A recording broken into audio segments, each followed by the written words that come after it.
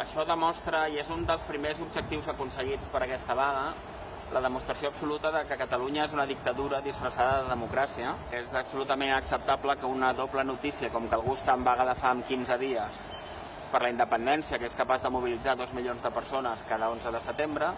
resulta que no sigui notícia. Després d'haver sortit 20 minuts a RAC1, que és un programa, a RAC1, el programa de Clapés, que és un programa de màxima audiència, i que això, amb la normalitat de les coses, faria que centenars de periodistes volguessin saber què és això tan fort que jo he dit. Això només s'aconsegueix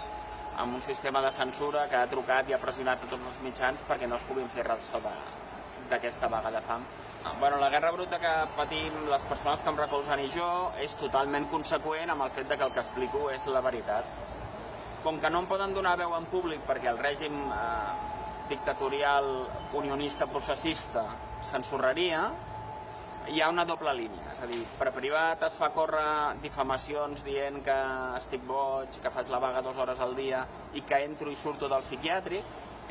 amb el punt afegit que això ho escampa Josep Maria Bernat, que és un administrador de diversos grups de Facebook,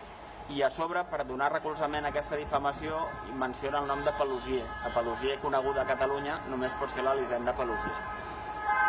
Bueno, ja no entro en els detallets de mala persona d'enviar-me menjar pel meu privat i accions en privat de persones suposadament independentistes. Però una cosa molt greu que afecta a mi i als meus és el fet que les nostres comunicacions estan rebent un setge que és inacceptable. El meu nom està en una llista de paraules que impedeixen la comunicació, com si jo fos Bin Laden. Quan parlem per telèfon amb persones del nostre equip, a vegades es dispara una gravadora i fa uns sorolls poltergeist que demostra que estem sent escoltats. La majoria dels emails que jo arribo entenc que no deuen arribar a destinació perquè són derivats cap a serveis secrets, perquè he enviat a milers de periodistes la convocatòria de vaga i no he rebut cap resposta, ni en positiu ni en negatiu. És inadmissible i això és una cosa que ens afecta a tots els demòcrates. No és acceptable que hi hagi una persona es vegi agredida i pateixi terrorisme d'estat amb conductes organitzades a les que participen multitud de persones per silenciar una persona, l'únic pecat del qual és dir la veritat, denunciar un procés que és una estafa i estar en vaga de fam fa 15 dies. Jo soc llicenciat en Dret, parlo diversos idiomes, la universitat era delegat de la meva classe i tenia tots els càrrecs de representació que es poden tenir, inclòs el Consell Social, on només hi havia 4 estudiants de 80.000 en aquella època, president fundacional de la European Law Students Association de Barcelona, vicepresident de la FENEC, coincidint amb gent com Oriol Junqueras, Josep Rull, Francesc Homs, Joan Vives, Elisenda Paluzie i David Madí. Entenc avui, sabent el que va ser la FENEC, que entenc que és una eina d'infiltració,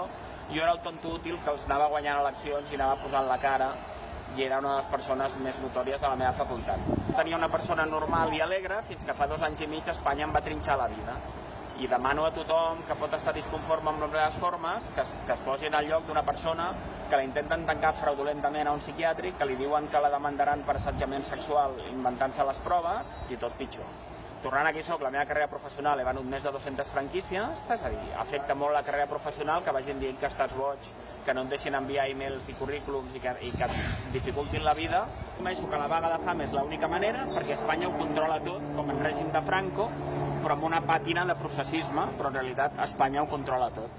Doncs l'única manera de demostrar aquesta contradicció és fer una vaga de fam, que és una cosa que en un estat democràtic i després de 15 dies hauria d'haver tret ja l'atenció dels mitjans de comunicació, i si el que jo no et digués no és veritat, haurien sortit a donar la cara a les persones que jo menciono, Junqueras, Mas, haurien donat la cara o m'haurien demandat, cosa que ara potser se'ls ocorrirà, però ja van tard 2 setmanes. L'única estratègia possible per denunciar aquest engany era la vaga de fam.